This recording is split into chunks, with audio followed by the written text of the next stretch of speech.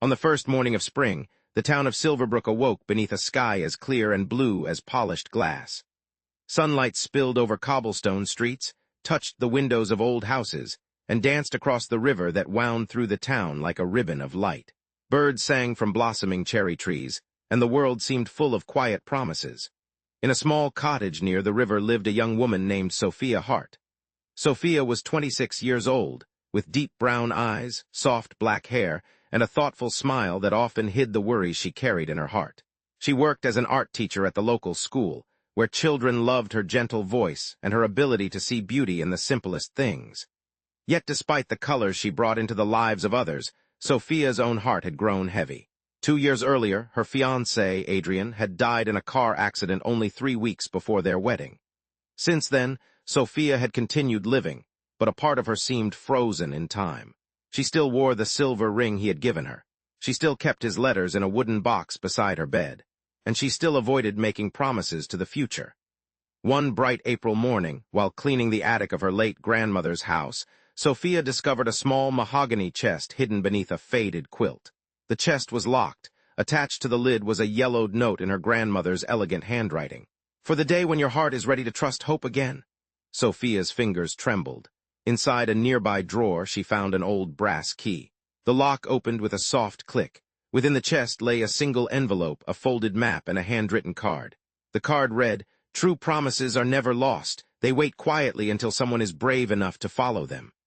The envelope contained a letter from her grandmother, Margaret. "My dearest Sophia, if you are reading this, then grief has stayed with you longer than I wished. Love can be both our greatest joy and our deepest sorrow. But remember this, the purpose of love is not to imprison us in the past. Its purpose is to teach us how to keep giving our hearts to the world. Follow the map. At the end of the path, you will find something I have protected for many years. It is not a treasure of gold, but something far more valuable. With all my love, grandmother." Sophia unfolded the map. It led to a remote hill beyond the neighboring forest, a place she had visited only once as a child. The following Saturday, carrying the map and her grandmother's letter, Sophia began the journey. The forest was peaceful. Sunlight filtered through tall pines and wildflowers lined the narrow trail. As she walked, memories of her grandmother filled her mind, her warm embrace, her wisdom, and her belief that every sorrow eventually carried a hidden gift. After several hours, Sophia reached the hilltop. There, surrounded by white roses and ancient oak trees, stood a small stone gazebo she had forgotten. At its center rested a wooden bench. Engraved on the bench were the words, "To those who have loved deeply, do not fear loving again." Sophia sat quietly, tears gathering in her eyes. Beneath the bench, she discovered a tin box. Inside were dozens of letters. The first letter was addressed to her. The others were tied together with a blue ribbon. In her grandmother's final letter, Margaret explained that she and Sophia's grandfather had once endured a similar tragedy. Before they met, Margaret had lost the man she intended to marry.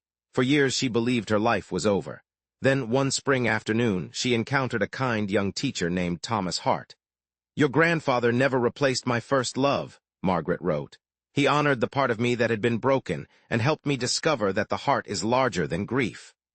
The blue ribbon letters were love letters between Margaret and Thomas, filled with humor, tenderness, and ordinary joys. Sophia spent the afternoon reading them. One described the first flower Thomas planted outside their home. Another celebrated a rainy day spent drinking tea and sharing dreams. A third promised that love was not diminished by previous sorrow. It was deepened by it. As evening approached, Sophia felt something shift within her. For the first time in years, she understood that moving forward would not betray Adrian's memory. Love was not a single door that closed forever. It was a light that could illuminate new paths.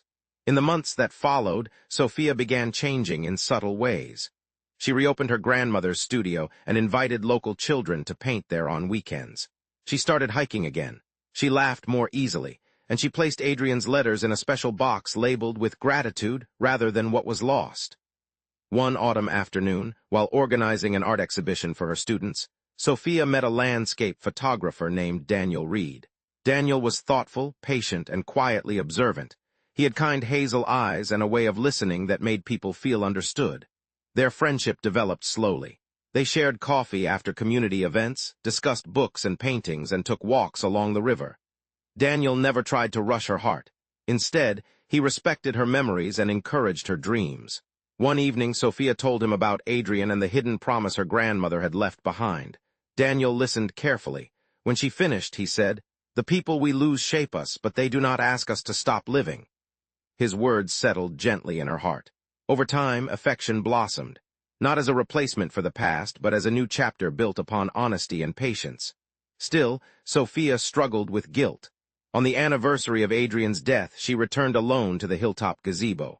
The white roses were in bloom. She carried Adrian's favorite letter and sat on the engraved bench until sunset. Finally, she spoke aloud. "I will always love you, but I think the greatest way to honor what we had is to continue living with an open heart." A warm breeze moved through the trees, scattering rose petals around her. For the first time, her tears felt peaceful rather than painful. The following spring, Daniel invited Sophia to a small art gallery opening featuring her students' work. At the end of the evening, he handed her a sketchbook. Inside the first page he had written, "Some promises are not meant to keep us waiting. They are meant to guide us toward the courage to begin again." Sophia smiled through tears. 1 year later, beneath the same stone gazebo where her grandmother's letters had changed her life, Daniel asked Sophia to marry him. He did not kneel immediately. Instead, he placed Margaret's letter in her hands and said, "Your grandmother taught me that the strongest hearts are those that choose hope after loss."